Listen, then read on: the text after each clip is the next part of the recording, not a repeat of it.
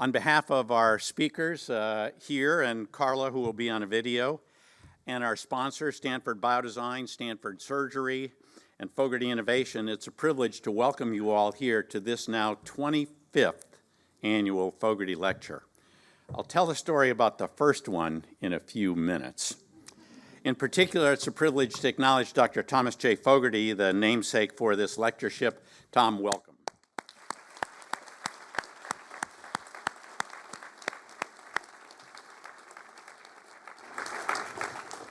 In lieu of a program booklet, we're going 21st century here, please scan the QR code for the program, bios, videos. You can probably make a donation on it if you want to. Just joking. This 25th annual lecture is entitled, "What Do You Do with an Idea?" And the answer is, you change the world. We decided this year, instead of having a single speaker, to pull out lots of big guns. And so our speakers are Carla Pugh, whom you'll see on video. I'll talk about her in a minute. Myself, Josh Makower, and Andrew Cleeland. And again, their bios are in the QR code link. And I'll give you a thumbnail when I ask them to come up. It's my privilege to first introduce Dr. Carla Pugh, our first speaker. You may not know her, but you should. She's Vice Chair for Innovation in the Department of Surgery and represents the next generation of surgeon-innovators. Hello, everyone. It's super exciting to welcome you to the 25th Annual Fogarty Lecture Series. For those of you that I haven't had a chance to meet before, my name is Carla Pugh. I am the Thomas Krummel Professor of Surgery here at Stanford, and I am also a practicing acute care surgeon and Vice Chair of Innovation in the Department of Surgery. Just to think about something that has lasted for 25 years, it's super exciting. And I want to have you all think about what you were doing 25 years ago when this lecture first started. Some of you were on the fast pace towards exiting your fourth or fifth company or implementing a new medical device or technology. And some of you were innovation neonates, just getting out of the gate, just starting. When I think about what I was doing 25 years ago, I know exactly where I was. I was just finishing my residency in surgery at Howard University in Washington, D.C., and I had already made a critical decision that would launch my career as a clinician scientist and innovator. And that decision was, instead of pursuing a clinical fellowship, I would come to Stanford and get a PhD in education and technology. So 25 years ago, I launched my plan, but I hadn't quite gotten out of the gate. So I guess that makes me an innovation embryo. After coming to Stanford to get my PhD in education, within 6 months, I met Tom Krummel. And soon after, I met Paul Yock. Actually, Tom Krummel, when he heard of my career aspirations and dreams in the innovation space, advised me to go and meet with Paul Yock. And when I sit here and think about it now, I was so lucky to have the two of them as mentors regarding my career as a clinician. And fast forward to today, thinking about this lecture, 25 years, I am super excited to be part of this panel. And the first thing I thought to do was to raise the question, who are these past speakers? Why did they give the lecture? And what do they think about Fogarty and his legacy? So I actually want to share some of these quotes with you. So the first quote comes from Brooke Byers, and he said, "The annual Fogarty Lecture is both a cherished honor for the chosen presenter and a highlight of the year among Stanford's many links to the medical innovation community and ecosystem. Always inspiring and insightful, it is an exciting gathering of scientists, doctors, inventors, entrepreneurs, and healthcare leaders. Quote from John Adler, who was the 20th lecturer in 2018, and he said, "Few events celebrate the disappointments and joys of medical device innovation quite like the annual Fogarty Lectureship. It was an incredible honor to share my own journey, and if even for one day, feel like an industry hero." The next quote comes from Paul Yak, who was the 6th lecturer in 2004, and he said, "Recently, I've been trying to learn more about the history of medtech in the Valley. It's become even more clear to me that Tom Fogarty was the seminal figure, the godfather. This lecture series is a wonderful way to celebrate that legacy." This quote comes from Deborah Kilpatrick, who was the 18th lecturer in 2016. And she said, "For a medtech engineer, it is impossible to overstate the honor of giving the Fogarty Lecture. This is our community's chance every year to have a new conversation about translating inventions into patient impact. Our chance to give a new answer to Dr. Fogarty's constant question, how can I make this better?"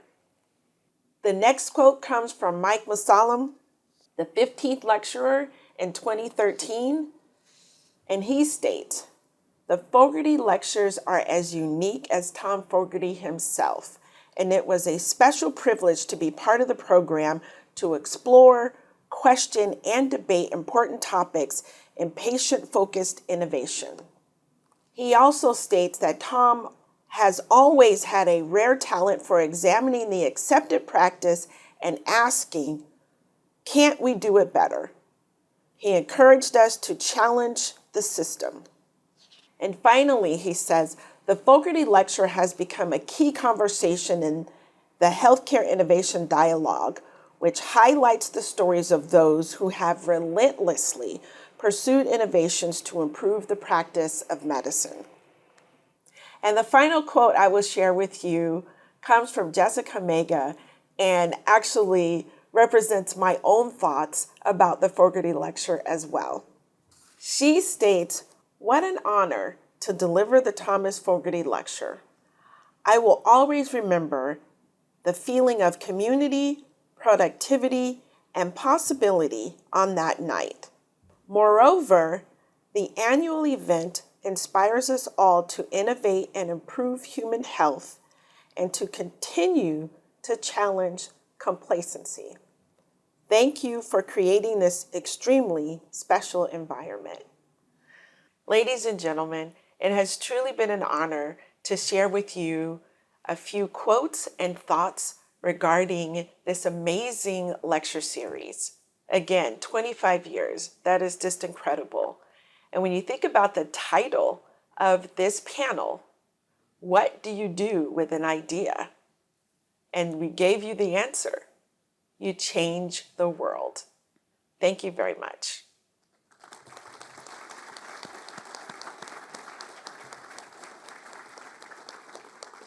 So as I say, Carla had dueling meetings, but it meant a lot to her, and I think you can appreciate why you need to meet her. You can only imagine how thrilled I was when she was named the Krummel Professor. So 25 years ago, I walked into Tom Fogarty's office to introduce myself as the new chair of the Department of Surgery and asked for him to help me with a Silicon Valley-inspired agenda for of innovation for the department. I also had the idea of a Fogarty Lecture as an annual opportunity to do exactly what Carla told us about. The notion was that big ideas and conversation would inspire new big ideas. I got the usual Fogarty snort. Who would care? Would anybody come? Look around. I told him, Tom, I'll do all the work. He warmed to the idea. I assured him it wouldn't cost him a dime, and I'd buy Fogarty wine at retail price for the reception and dinner. Dr. Fogarty was all in. Now, 25 years later, what do you do with a good idea? It turns out the Fogarty Lecture was a good idea. We pulled the title, or created the title for this lecture from that brilliant children's book with the same title, What Do You Do with an Idea? The story chronicles the long, hard slog full of doubts and setbacks. It concludes with the second half of the title, quote, You Change the World. The previous 24 Fogarty Lecture speakers have all changed the world with their ideas, and their list is on the QR code. The invited speakers have had a broad mix of backgrounds, from docs, engineers, entrepreneurs, and business leaders. There were 12 innovator founders, 7 institute founders or directors, 2 university presidents, Hopkins and Stanford, not bad. 10 C-suite execs from Fortune 50 companies, the director of both the FDA and CMS, the leading life science venture capitalist, Brooke Byers, the leading life science attorney, Casey McGlynn, and Time Magazine's Man of the Year, Andy Grove. Like, pretty good list. It all started with lecture number 1 in 1999 with the story of Tom Fogarty as a scrub tech in the 60s. Tom witnessed the expert surgeons of the day making a gigantic incision from the groin to the knee, okay? That's a big-ass incision.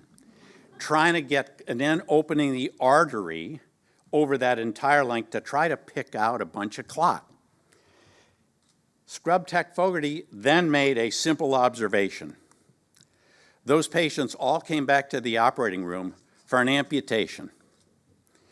Fogarty was assured, this is a great operation, state of care. Tom sort of said, bullshit.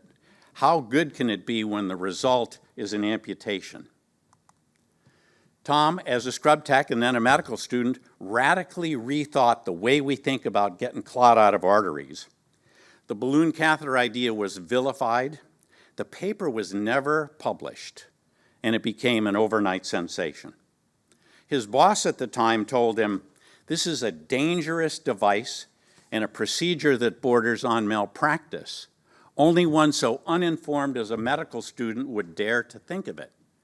So when you hear stories about students from Josh and Andrew, that's why we get students involved.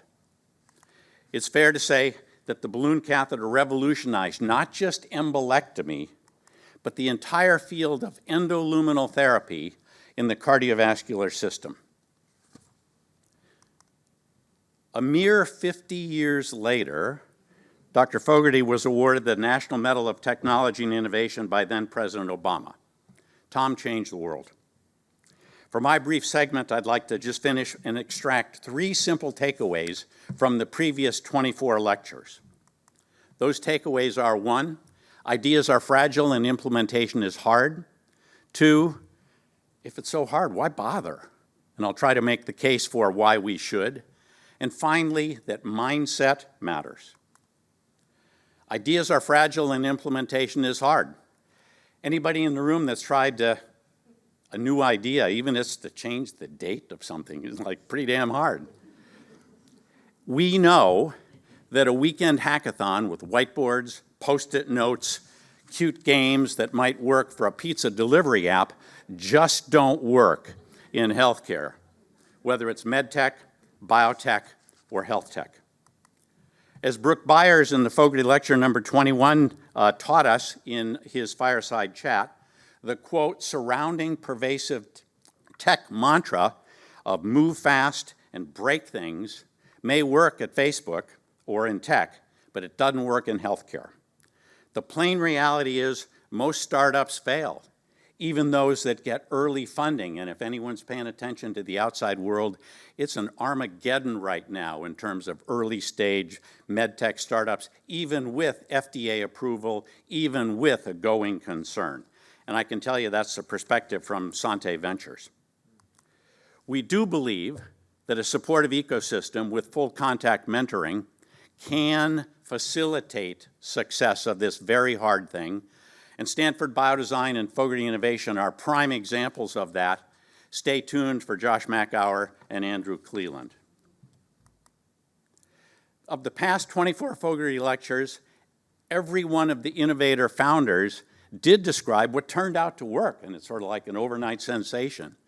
Nope, didn't start like that, because most of them described missteps, mistakes, dark alleys, trials and tribulations, and the dark days of staring into the abyss of, we have no money, and I have no earthly idea how we're going to go forward. And yet their stories inspire us all to do what they do.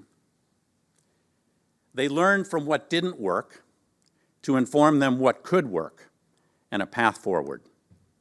And finally, the old surgical aphorism, good judgment comes from experience, and a lot of experience comes from bad judgment.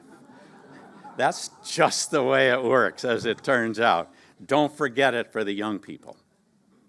Why bother, right? If it's so hard, who cares? Why don't you, go do something, go cut grass. I would argue that the ability to leverage a good idea and solve important patient healthcare problems is a phenomenal adventure. I borrowed these three pictures, cartoons from Rodney Perkins and Fogarty Lecture number 4. Rodney showed this, how one doc taking care of one patient does one unit of healthcare. We might even call it an RVU. I hate that term. We know when we train a next generation, they multiply what we do. So you push on the lever, they go out and do what we do in a multiplied effect. That's compelling. When you develop a new solution, the impact is profound. In the upper panel, you see a picture of John and Mary Gibbon, who invented the heart-lung machine to do an operation that we never do anymore. But the heart-lung machine enabled the entire field of cardiovascular surgery. Bill New, sitting next to Tom Fogarty, revolutionized anesthesia safety with the first commercially successful pulse oximeter, and it went from a curiosity to the gold standard in less than 6 years. Farrell and Powell, over now a 20-year experience with the MitraClip, changed the way we think about catheter-based therapy for mitral insufficiency, and Farrell left us too soon. John Adler, who you heard in a quote, changed the entire field of frameless stereotactic radiosurgery, basically putting himself as a neurosurgeon out of business. And of course, Jess Mega, who's here and joins us, and Jess, thank you for not only joining us, but your comments. Jess is now, as a brilliant cardiologist, brought data science to the numbers game in healthcare and is revolutionizing the way we think about machine learning and artificial intelligence. All of them have produced big-time leverage. Finally, Stanford Biodesign and Fogarty Innovation will help us answer the question, well, what if we could multiply that exponent? It could get real big real fast, and we're privileged to have a number of the biodesign trainees and a number of the Fogarty companies and residents here. I'll show you in more detail what happens when 3 physician inventors, innovators, and guys I'm privileged to call friends produce leverage. Rodney Perkins, Paul Yock, and Tom Fogarty, all Fogarty lecturers. Rodney was number 4, Paul was number 6, and Tom was number 1. Between these 3 physicians, more than 60 successful startups have been launched. Think about this, 70 million patients have been treated directly as a result of their inventions, ideas, and entrepreneurship brought to bear, and their lessons of explore new therapies, especially where things aren't working, expect to fail and keep going, are a remarkable lesson to all of us. That is leverage. Last lesson, mindset matters. This is a conglomeration of the 25 Fogarty posters, and they're also accumulated in that little commemorative book we have there. And every one of them, in one way, shape, or form, talked about mindset. I'll give you my two cents on mindset. The first is from John Schaar, who was at UC Santa Cruz, a, quote, futurist. He makes the point that the future is not a choice between we're going to door A or door B, door number 1, number 2. Rather, it's a place that's created. We decide what doors we want to explore. We think about it first in what we think and in what we decide to do, and then it's created in activity, because in the end, an idea is useless if it's not implemented. The future is not some place we're going to, but it's one we're creating, and the path is not to be found because it doesn't exist. Rather, it's to be made, and the activity of making those paths changes both the maker and the destination. I think everyone in the room that's had a shot at this gets that. Finally, I think it's fair to say that Kennedy had it right in 1962. He said, we choose to go to the moon and do the other things, not because it's easy, but because it's hard. Because the goal will serve to organize and measure the best of our energies and skills. And because the challenge is one we are willing to accept. In quick summary, we celebrate 25 years of Fogarty Lectures and their perspectives on what do you do with a good idea. Did a little reality check on, hey, we're all about startups, this is hip and cool, like it's really hard, and don't think otherwise. Wanted to highlight from Rodney Perkins' example the profound leverage of a good idea that's well executed and mindset. And I'll leave you with this. When you grow up, you tend to get told that the world is the way it is, and your life is just to live your life inside the world, try not to bash into the walls too much, try to have a nice family life, have fun, save a little money. That's a very limited life. Life can be much broader once you discover one simple fact, and that is everything around you that you call life was made up by people that were no smarter than you. And you can change it, you can influence it, you can build your own things that other people can use. Once you learn that, you'll never be the same again. You can build your own things that other people can use worldwide. It's my sincere hope that this 25 years of lectureship has helped guide us all to a bit more of a Steve Jobs mindset. It's now my privilege to introduce in sequence Josh Makower, founder and director of Stanford Biodesign, to speak, followed by Andrew Cleeland, who's CEO at Fogarty Innovation. Josh, take it away. Thanks.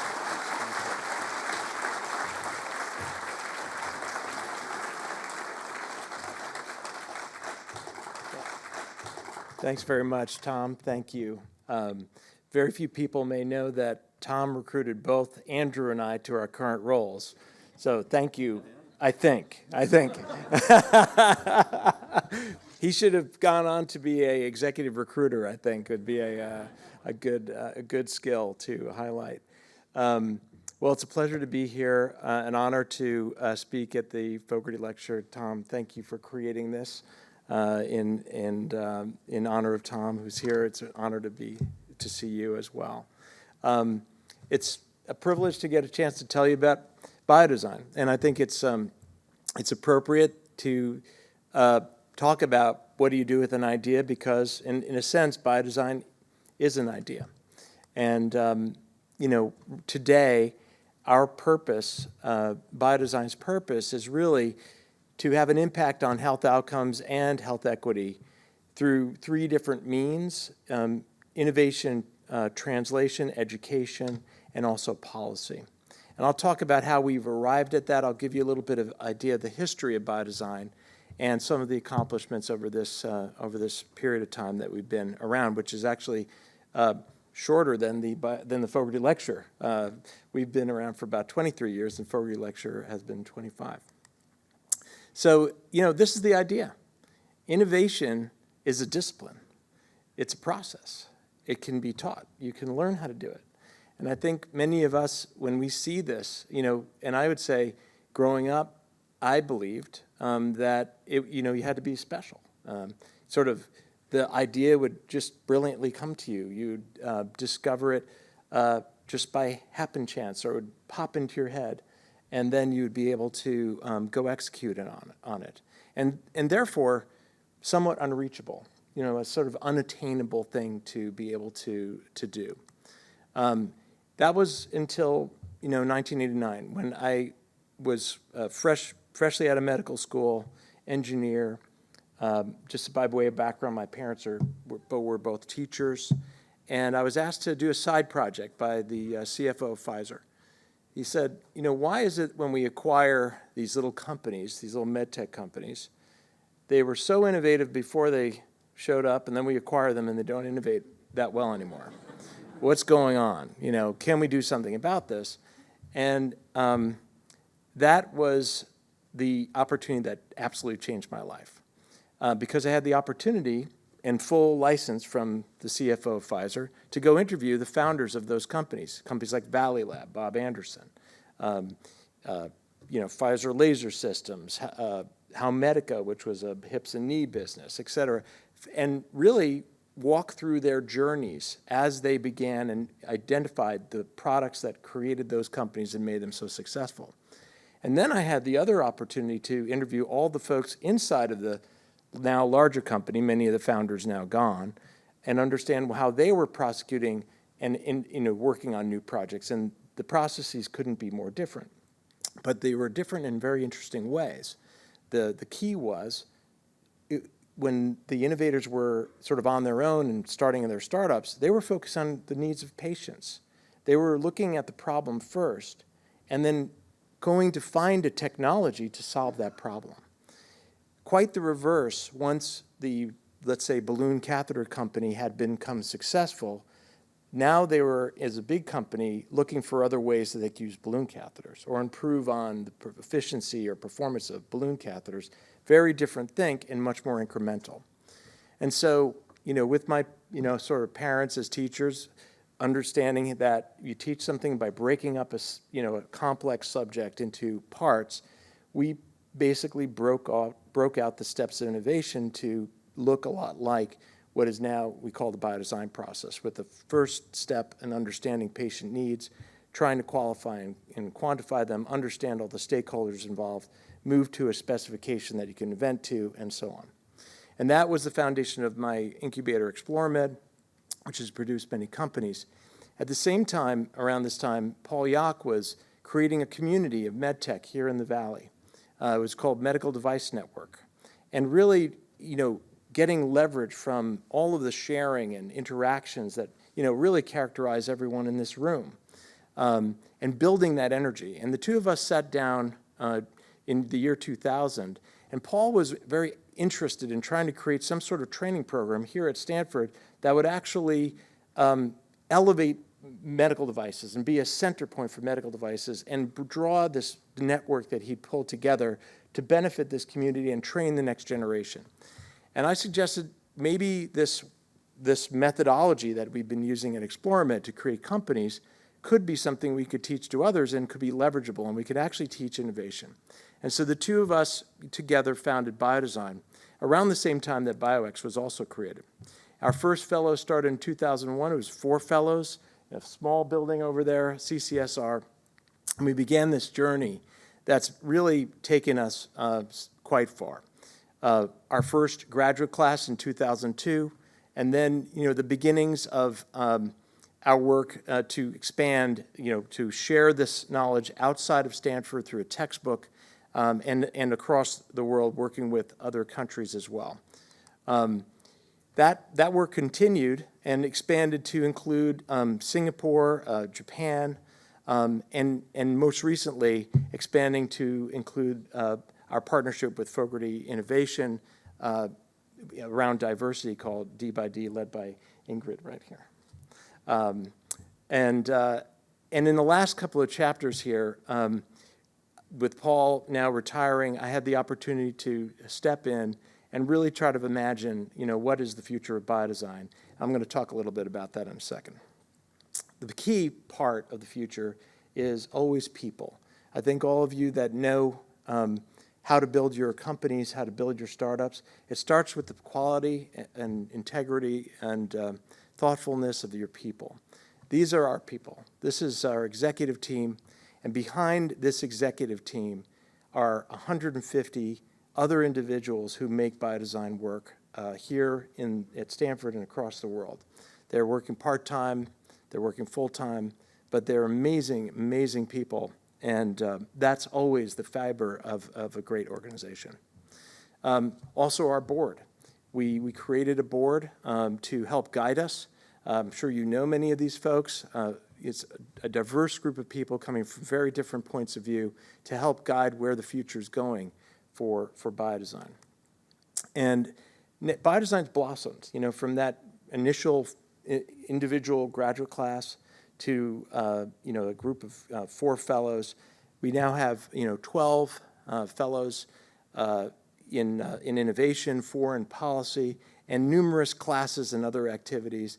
A lot of partnership with the Fogarty Innovation as well, across a wide array of educational and experiential growth opportunities for students and trainees. We touch about 500 people directly each year, and they have produced some amazing companies. I often say, our goal is not to create companies. Our goal is to train people. But in the process of training people, as Tom often says, you teach people how to fish, and they actually wind up catching fish, and this is sort of a good example of that.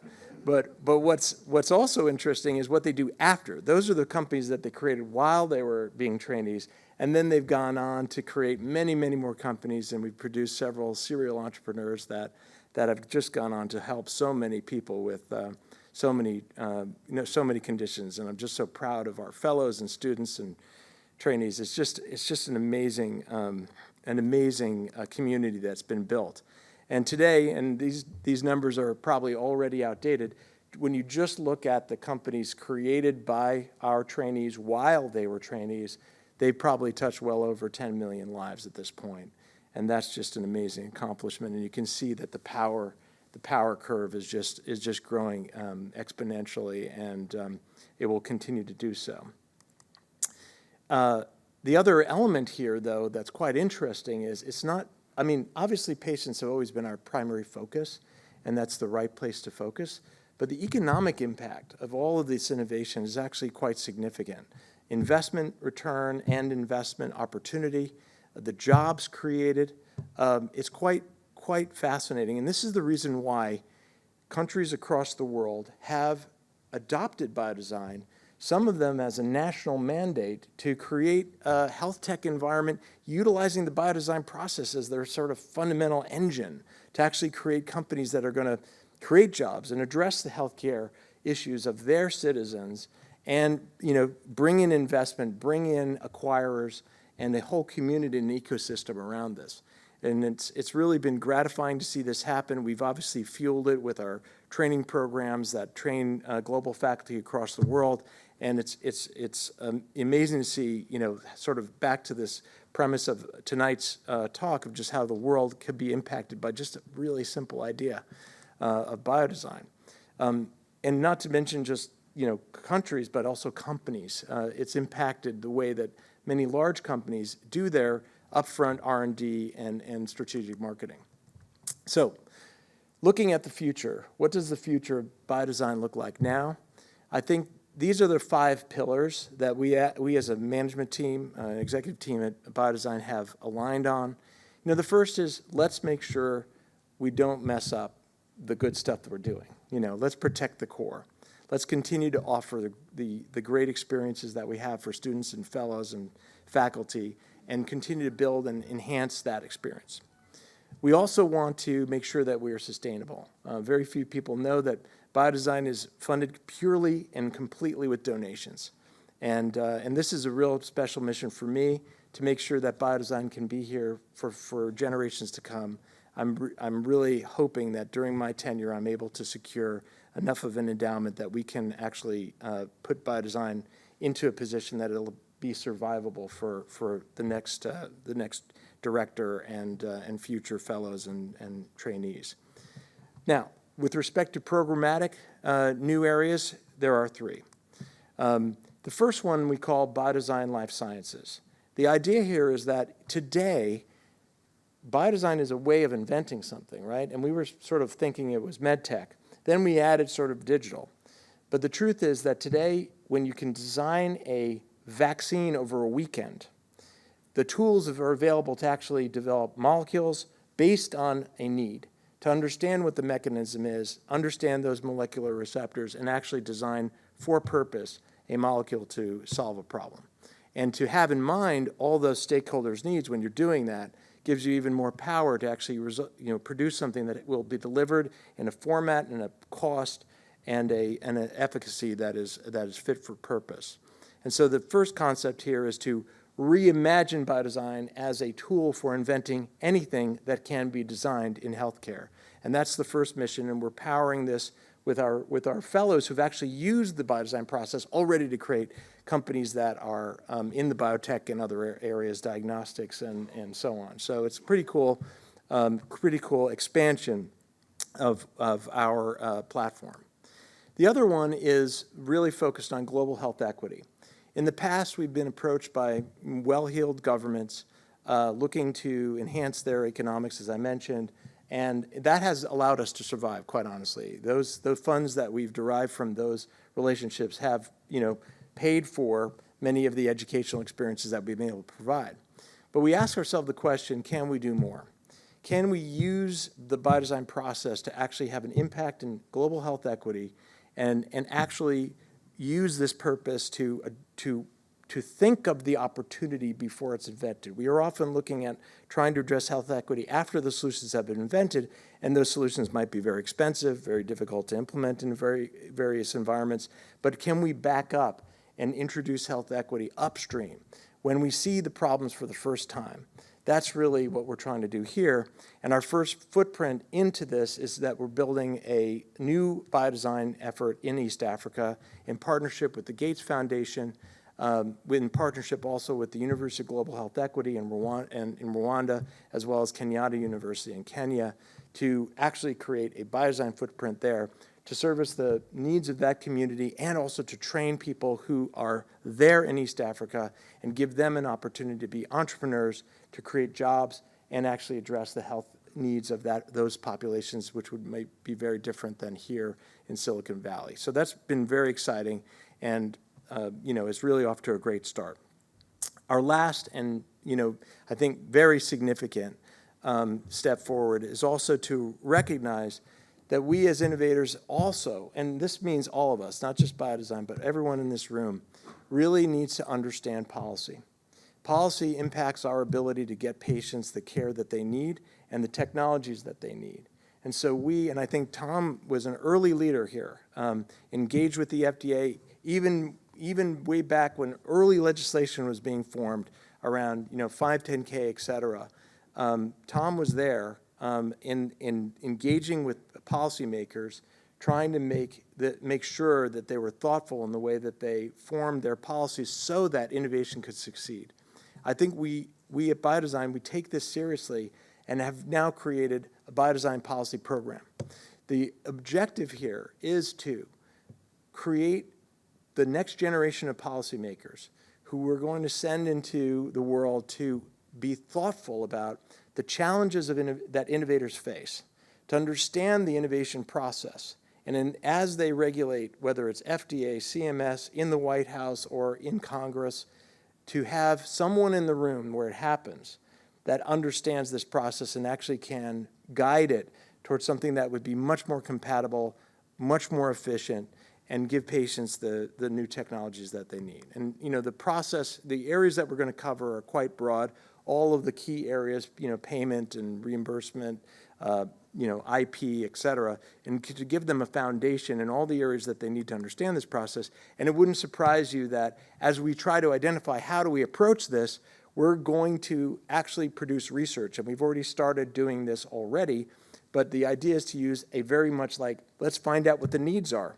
What are the needs of the innovators? What are the needs of patients? And let's look at ways that we can influence policy and have an opportunity to give policymakers information that they need to properly adjust policies for the future.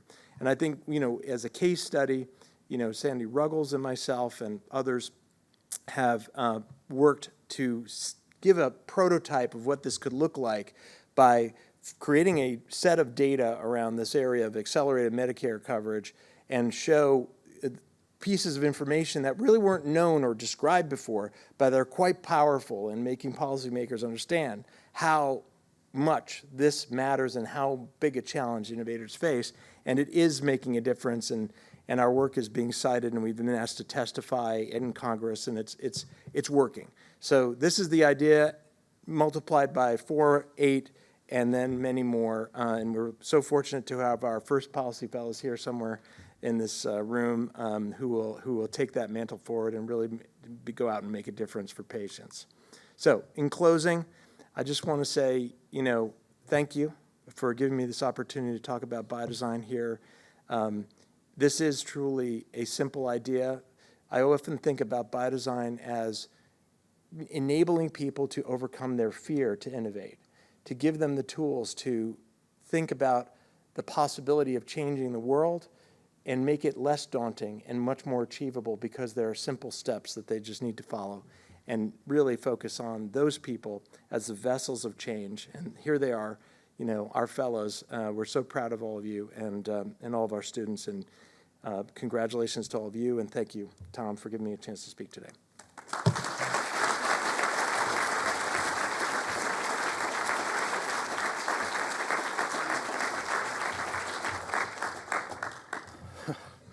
It's always tough when you get to follow two icons in our industry.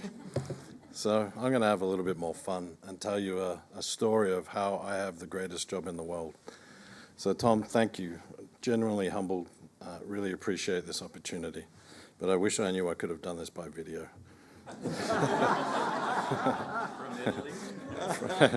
From Italy would have been great.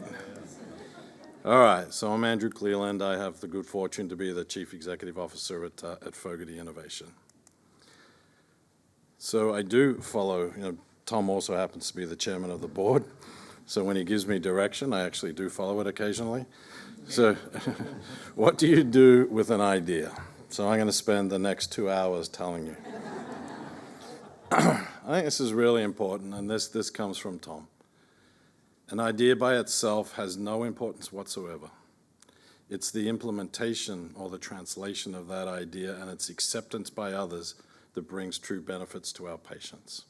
All right, so it's taking that idea and spending the next 12 years bringing that to fruition.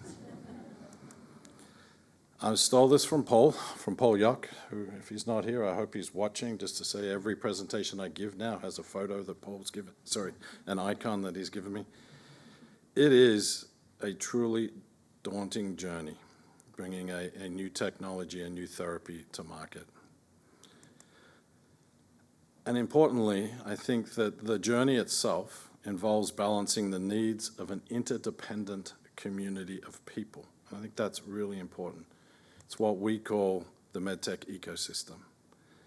And I want to look at that as not companies, not FDA, not institutions, but it is people, and that's the way in which we try and approach things.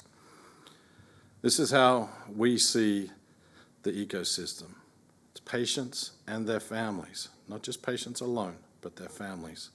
It's physicians and providers, it's regulatory agencies, it's insurers and payers, it's investors and acquirers, and then there's us, the entrepreneurs and the startups. As that ecosystem, over my career, I'd say even over the last 10 years, as that ecosystem has matured, each individual component of that ecosystem has made things more complex. Sometimes the intent is good, but it is just the law of unintended consequence that by doing things better, it makes it complex for those of us that are following along the line. And if something's more complex, it takes us more time, and if it takes us more time, it takes us more money. And I was thinking when Tom was talking to you guys about how tough it is, the last thing I wanted to do was go and pile on, but I'm going to. So just by the numbers, this is something I just saw the other day. Pitch book. And this is just a cohort from 2010 to 2016. There were 7,034 companies that got seed funding. 4,470 of those went on to receive subsequent funding, and 947 of those went on to achieve some form of an exit. So an exit. So then you add that to this. This is a look at the venture ecosystem over the last 10 years. And what this shows is 60% of their portfolio returns less than 1 times invested capital. Right? Less than 1 times. In other words, less than what was invented. So what we're looking at here is less than 5 companies. I think when I did the math, it's something like 4.23. But given the fact that everything is a bit hazy, we'll just round it up to 5. So 5 in 100 survived to an exit. Right, that's pretty scary. And so this little guy.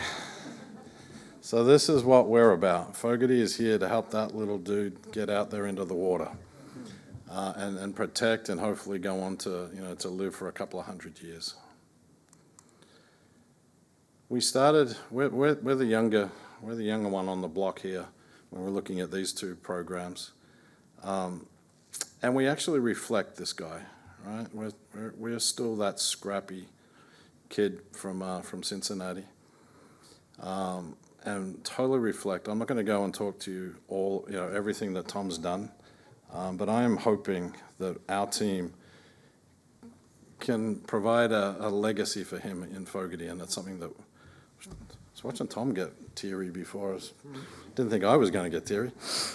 But I want to leave it with that last one in green there.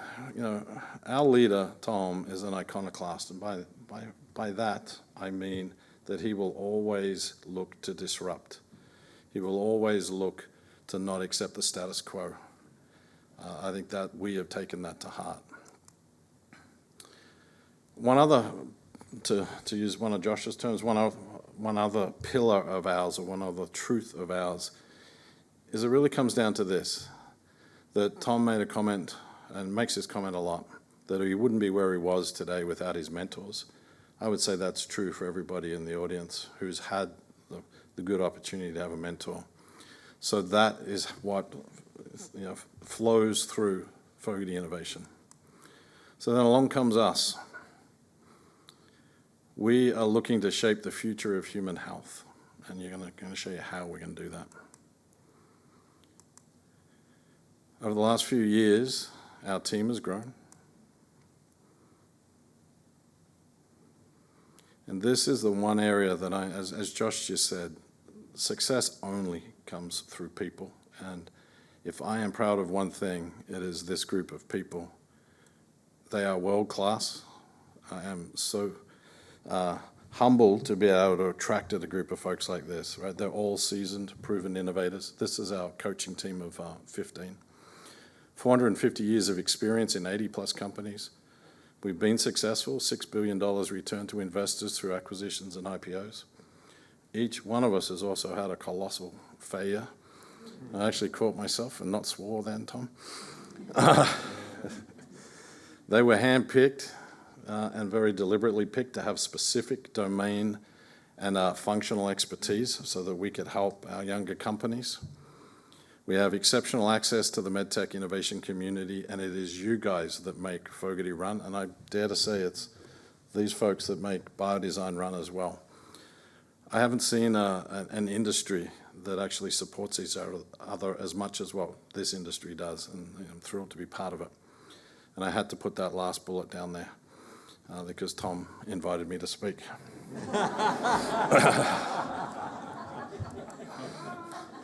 So we've moved from Tom's backyard, where this is, and we're now in a beautiful 30,000 square foot facility on the campus of El Camino Hospital.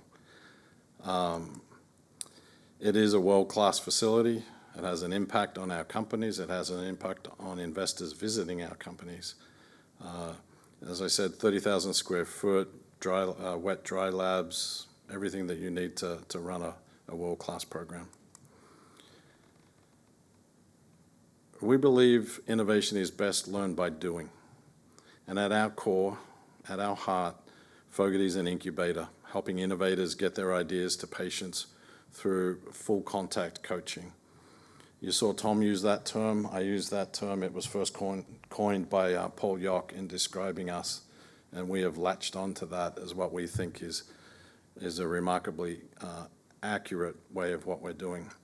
We've moved from coaching, we are using the term coach and not mentor to make a distinction between a telephone call once a blue moon to being we are in the trenches side by side with these folks. We've grown. Originally what we were recognized for was what's known as the Company in Residence program.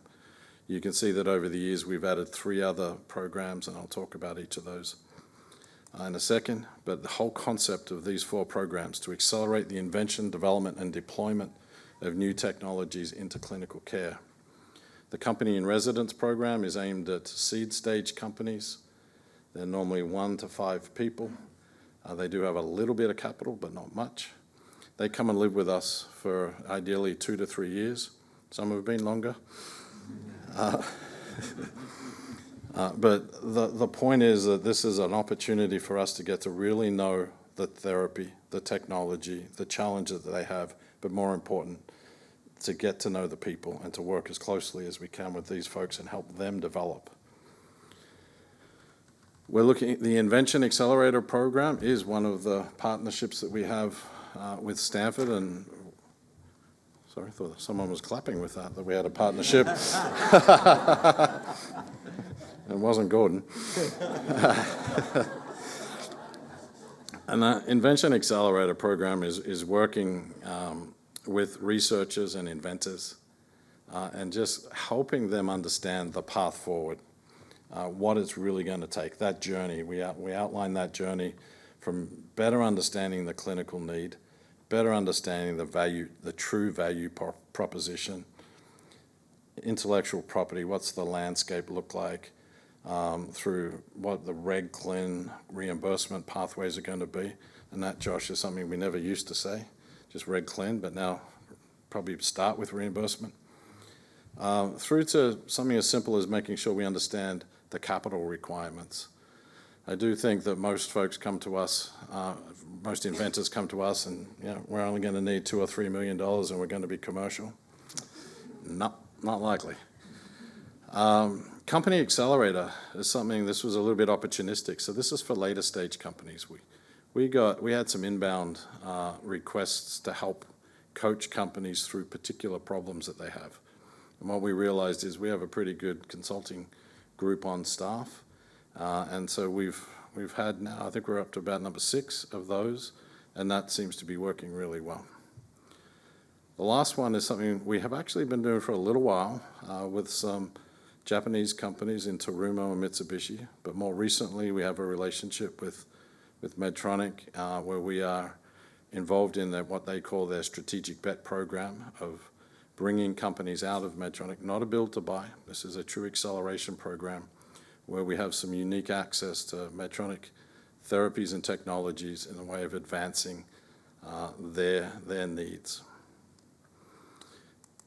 We have a current portfolio of 21, so I think that might surprise some folks. We're actually getting bigger. But importantly, if you remember those numbers before, 5 in 100 succeed, 95 in 100 don't. We also want to focus on that 9,500 because within that, 9,500, sorry, that 95, that there are remarkable innovators in that group. There are remarkable, ambitious folks that we want to help them make the second time around. We want to encourage them to go second time, and we want to help them so that they go through our process. We want them to become better at what they do. And so the only way you can really do that is through education. Because as Josh said, and I'm not sure who stole what from who, but it looks remarkably similar. That we believe innovation is a discipline, the same, right? And maybe it's just because it's bloody obvious.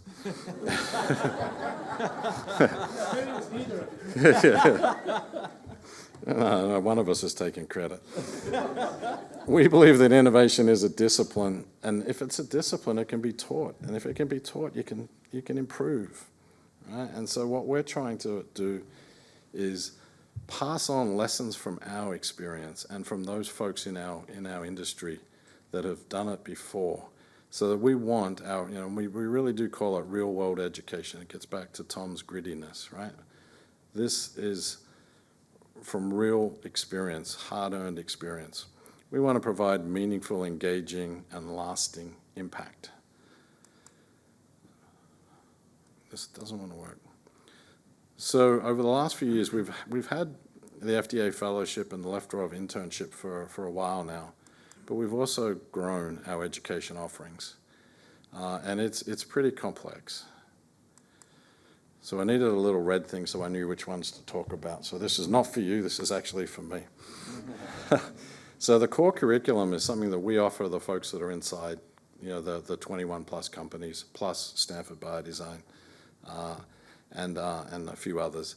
And this is what we sat down as a team and just said, if we had to do this again, if we had to start again, what would we want to know? And so, this was simple things like leadership, fundraising, organizational growth, intellectual property, and a few other things like that we felt would be useful for first-time entrepreneurs. And it's not just our folks who are teaching this. We have the good fortune to be able to bring in folks from Wilson Sonsini and other firms, from all of the banks, all of the venture capital groups, and to provide half-day seminars. Many years ago, and I think, again, you were right, Josh, that Tom was a pioneer here in working with FDA. But the way I hear the story, it wasn't as nice as the way you described it. Jeff Shuren told him to put his money where his mouth was, and to start a program. And so we did. It's what was called the FDA Fellowship. So 3 to 4 times a year, FDA comes out and spends a week or two with our folks. We embed them in some of the companies, and we provide them with a relatively unique experience. We just had a group come out. The most junior person there was a senior reviewer through to a division director. So these are folks, and we were informed that 80 people applied for those 4 slots. So what that tells me is there's a lot of opportunity there. But really what we're trying to do is just humanize it, right? They get to deal with the bigger companies all the time. It is rare that they're truly dealing with the smaller companies. And what we wanted to do is just show them that the other end of the telephone is Steve and his 3 employees, right? It's not 50 folks, not 5,000 folks. It is 3 people working their butts off. And vice versa. We wanted to show our folks that the FDA guys are also just scientists and engineers trying to do a real job. And just to try and get us to be working more closely together. A little bit of an opportunity. Denise has been running this program, and when COVID hit, FDA came to us and said, we want to continue this education. Clearly we can't travel. How do we do that? So we ended up with a webinar series. We provide a webinar once a quarter to them, and they want it to now to go every 2 months. The last one we had 300 to 400. I think we sort of averaged between 300 to 400 people on at a time. That might not sound much to you guys, particularly when you look at this room, but CDRH is only like 1,900 people. So at any one time on those calls, we've got 20% of FDA on a telephone call with us. I think that's pretty impactful. The Leftorov internship is each year over summer. We have an 8-week program for college kids. Highly recommend this to maybe not to anyone in this audience, but to your kids. Get them to come in, because it is also awesome for us, because I tell you, having a group of 20-year-olds in the building changes it. We're not Stanford. We don't get what you get every day. It is awesome, particularly for some of us who are getting a little older and jaded. And Not looking at you, Mike, that's me. So that's an awesome program. Diversity by Doing, Josh already touched on, but I think it's led by a remarkable duo, and both of you too, thank you. And this one, and I'm saying this last one. So last year, you guys, I'm hoping all of you know about TCT, right? So it's 35th year this year, a remarkable cardiovascular conference. We got a telephone call saying, hey, we do a brilliant job on the science, we do a brilliant job on the clinical medicine, we don't do a really good job on medtech innovation, could you guys help us? I was like, damn, yes. So we worked with them to set up a day of activities or a day of presentations, 2 tracks of courses. We were anticipating 200 people. We had a room for 500 just in case, and we got 1,400. I've been telling people 1,800, but I was corrected recently, it was only 1,400. So we're doing it again this year, so sign up, October 23rd. I'm expecting to see you all there. It's pretty cool. All right. Our mission is to strengthen not just the Bay Area ecosystem, not just the Californian ecosystem, but the global ecosystem. So we find opportunities anywhere to help. Our programs and alliances have had global reach. I'm thrilled to say we're in Japan, Singapore, Canada, Israel, Taiwan, and Australia so far. We want to continue to expand and offer. This one's interesting.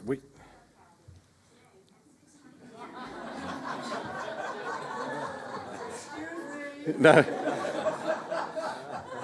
But I know, Kathy, you better get your button picker up. I am not going to be the person holding that up. I got to tell you, look, we're all of us, all the Fogarty team are, sorry, my little thing fell. All the Fogarty team, we're from industry, right? There's no doubt we've worked for profit forever. And we have an argument probably once a quarter. Should we become a business? Should we become for profit? And then we realize this. We can't do what we want to do. We're here to have an impact. The way we can have an impact is this, to forge stronger alliances amongst innovators, academia, industry, and government stakeholders. We can only do that in the form that we currently are. So what do you do with an idea? You challenge it. Right? You don't accept it, you challenge it. And I apologize for those of you who've gone through one of our physicals. We do challenge it, and so you should. You nurture it, right? And dare I say it, you incubate it. But you nurture the idea. And then you change the world. It's not the end, Tom. So who would have thought that these 2 unlikely characters would have changed the world? But they have, right? You heard Tom. I don't have a whole slide set on Tom Krummel, but we should. I didn't think of it until just now. But the impact that these 2 gentlemen have had on our industry, on millions of patients, is profound. One of the things at the 2 companies that I had the opportunity to lead, we used to talk about one thing, and that is if you could change one person's life, just one. If you were walking through the airport and someone fell over, and you went and gave that person mouth-to-mouth piece, and you revived them, you're going to remember that for the rest of your life, that one event. That's what we do in our industry every bloody day, right? And not just one patient, but thousands, millions.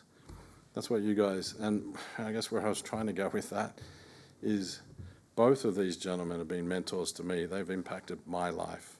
So from my perspective, I'm humbly thank you guys. And I'm actually going to ask you guys to all stand up for a second and give them a quick round of applause. Thank you guys.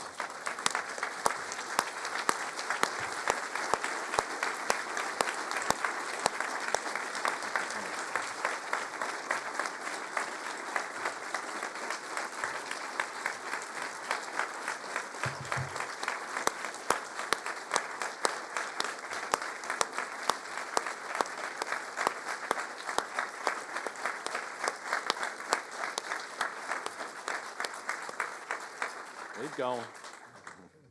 Thank you. All right, I'm going to end. Yeah, sorry, I forgot this one. What you don't see is that book. That book there is I can't remember, I got to look at it again. Yeah, the butchering art. I thought that was so appropriate. We got two really good butchers with us.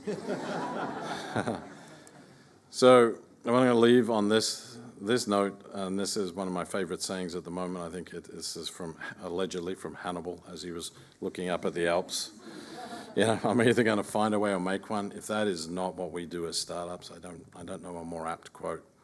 But as I was doing all of this and looking through tons of old photos, found this next one. And if this does not aptly reflect the boss, I don't know what does. Check that out. So thank you all.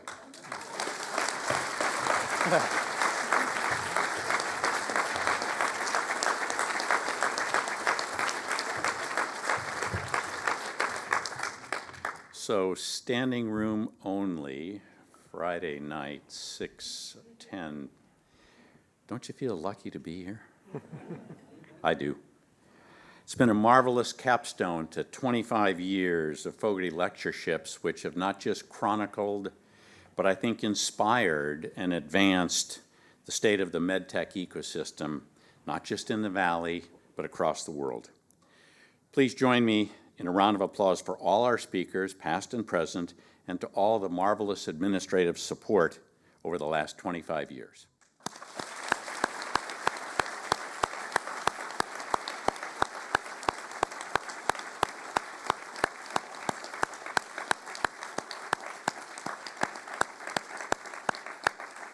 So we'll adjourn to the reception on the Dean's Lawn for some joyful conversation, reconnections, and some Fogarty wine. Okay, thank you all so much.